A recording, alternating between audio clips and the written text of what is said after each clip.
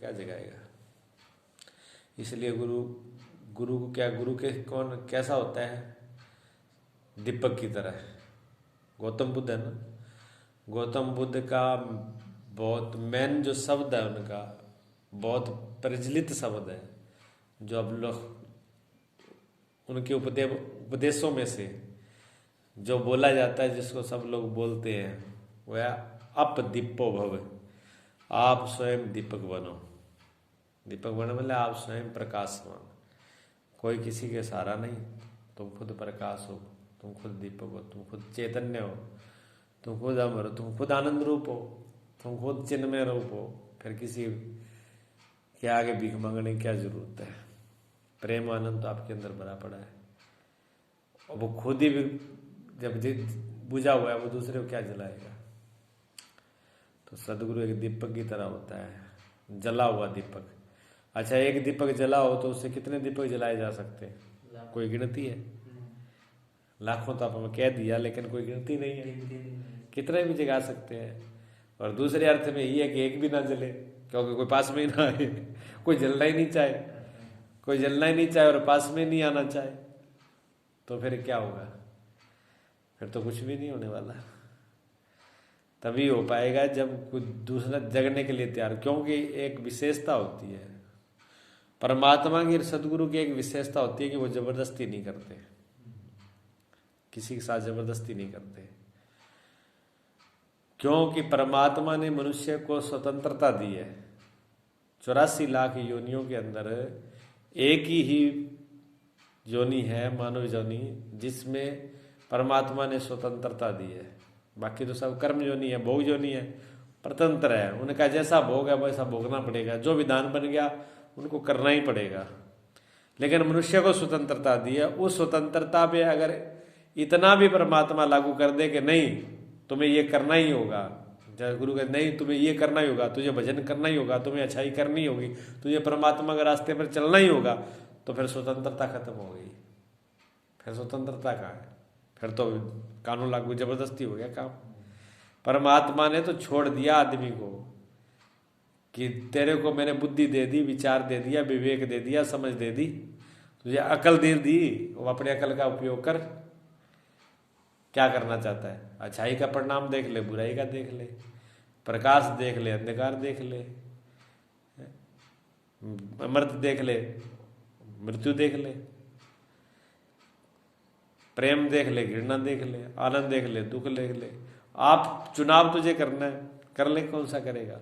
तुझे अगर दुख भोगने में मजा आता है भोग, तुझे विषय मजा आता है भोग, तुझे मरना पसंद है मर, तुझे घुट घुट के जीने में आनंद है घुट घुट के जी, रो रो के जी, तुम्हें आनंद में हंस करके मस्ती में जीना, मस्ती से जीते। वो सब कुछ दे रखा है। परमात्मा ने क्या नहीं दिया?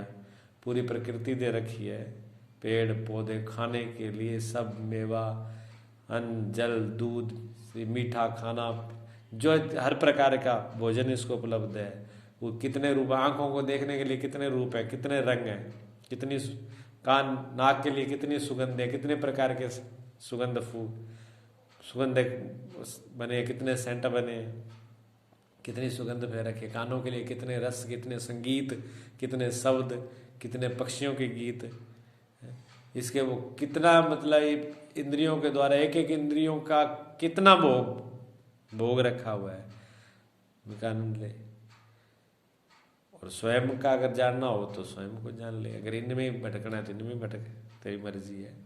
परमात्मा तो इसको छोड़ दिया, सब कुछ इसको दे दिया है, हर चीज दी है इसको। और उस चीज के सामने फिर क्या दी? उसके बाद में क्या दिया? उसके बाद सबसे बड़ा इसको दिया समझ, जो किसी को नहीं, जिसको विवेक कहते हैं। जिसको विवेक कहते हैं, ये अगर अपनी समझ का, अपने विवेक का आदर करता रहे तो इसका कल्याण हो जाएगा। ये अपना ही आदर नहीं करता, अपनी समझ का ही आदर नहीं करता, क्योंकि किसी आदमी की समझ ये कभी नहीं कहती कि दुख को भोगो, कि गलत काम करो, कि किसी की हत्या कर दो, किसी को लूट लो, किसी की चोरी कर लो, किसी के साथ बेईमानी कर लो। उसका अंदर क्या विवेक कहता है? नहीं कहता। लेकिन अंदर के अपने विवेक को दबा करके और अपने मन का गुलाम होकर के ये सब करता है, मन की गुलामी से। हाँ, कर दिया तो फिर परमात्मा ने दूसरा नियम लागू हो जाता है, करने में तो स्वतंत्र हो। परमात्मा ने कहा करने में स्वतंत्र हो, करने की छूट है आपको, लेकिन जो किया उसका भोगना पड़ेगा। भोगने के लिए तुम स्वतंत्र हो, भोगना तो तुम्हें पड़ेगा। फिर तुम कहते हो भोग में हम स्वतंत्रता, अगर भोग में स्वतंत्र होते तो अच्छा अच्छा भोग लेते, बुरा छोड़ देते। शुभ कर्मों का फल तो भोग लेते, बढ़िया बढ़िया स्वर्ग का भोग तो हम भोग लेंगे, जो दुख का नरक का भोग होता है वो छोड़ देंगे, क्योंकि हम तो स्वतंत्र है ना। परमात्मा ने ये स्वतंत्रता नहीं दी। परमात्मा ने कहा कि जो आप करोगे वो आपको फिर भोगना ही पड़ेगा, इसलिए करने में ही सोच लो, करने में विचार कर लो। अगर गलत कर लिया, मान लो आप करने में स्वतंत्र हो, किसी की जान ले सकते हो, आप ले सकते हो ना, आप स्वतंत्र हो, और किसी के बदले में आप जान दे भी सकते हो, इसके लिए भी आप स्वतंत्र हो। ठीक है, अब लेकिन किसी की जान ले लिया आपने, गोली मार दी, तो फिर आपको उसको दंड भोगने के लिए भी तैयार हो जाओ, उसका जो परिणाम है वो भी भोगना पड़ेगा। ठीक है ना, इसलिए अपने अंदर अच्छाई को पैदा करें। परमात्मा ने विवेक दिया, विवेक का आदर करें। परमात्मा ने आप प्रेम दिया है, प्रीत दिया है, उसका आदर करें। विश्वास दिया है, विश्वास की शक्ति आपके अंदर है, प्रेम की शक्ति आपके अंदर है, और पुरुषार्थ की शक्ति, बल, वो भी आपके अंदर है। ये चीज़ें सारी आपके अंदर हैं। ठीक है नहीं, उसका उपयोग करें। अगर ये चीज़ हमारे अंदर खुद आ गई तो फिर ज़्यादा किसी को समझाने की ज़रूरत नहीं है, बोलने की ज़रूरत नहीं है, दिख जाएगी। अगर आप प्रेम में बैठे हो, शांति में बैठे हो, क्या दूसरे आदमी को दिखेगा नहीं? विचार करिए आप अगर शांति में बैठे हो, प्रेम से बैठे हो, तो दूसरे आदमी को दिखाई नहीं देगा? दिखेगा। ये आदमी बड़ा शांति आराम से बड़ी मस्ती में बैठा हुआ है, और जब कोई आदमी क्रोध में होता है तो दूसरा आदमी को दिखता नहीं। दूसरा आदमी उसकी आंखें देख के बोले नहीं, एक शब्द भी ना बोले, उसका चेहरा और उसकी आंखें देख के बता देते हैं कि आदमी गुस्से में है। हो जाता है ना।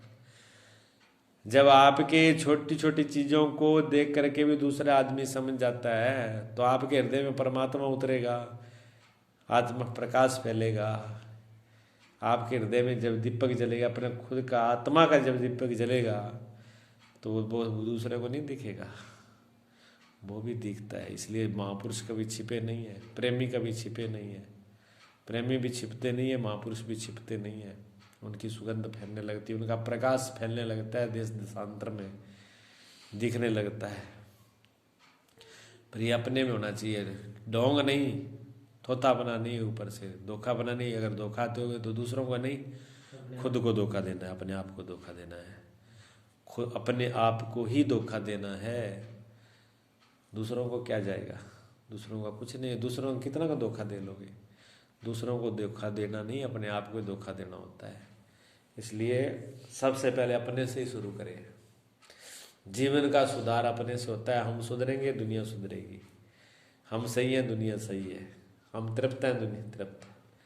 हमारी भूख मिटेगी तो समझो ये हम तो भूखे बैठे हैं, दूसरे को अनाज बांट रहे हैं। खुद भूख मर रहे हैं, दूसरे को लिए दानी हो रहे हैं। पास में कोडी नहीं है, दूसरे को हीरे जवाहरात लुटा रहे हैं। सब बकवास है, बुद्धूपन है, इससे काम नहीं चलता। इसलिए अपने जीवन में खुद के दीपक बनो, और खुद के दीपक तभी बनेंगे जब जले हुए दीपक के पास जाएंगे। सदगुरु ही वैसा है जो जलता हुआ दीपक है, ज्वाला की तरह जलता है। लेकिन उल्लुओं को प्रकाश पसंद नहीं है। ठीक है ना। जो महापुरुषों के विरोधी है वो उल्लू है, इसलिए महापुरुषों का विरोध करते हैं वो, क्योंकि उनको प्रकाश आता ही नहीं है। चोर को दिन अच्छा नहीं लगता, रात्रि अच्छी लगती है, क्यों? अंधेरे में चोरी होती है ना।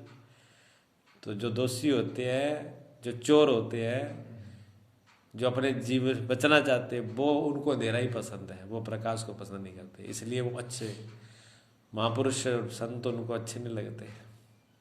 उनको तो दीपक ऐसे लगता है वो जहर की तरह, ये क्यों जल रहा है। चोर को प्रकाश नहीं सुहाता, उल्लू को प्रकाश नहीं सुहाता। उसी को सुहाएगा जो इस रास्ते पे चलेगा।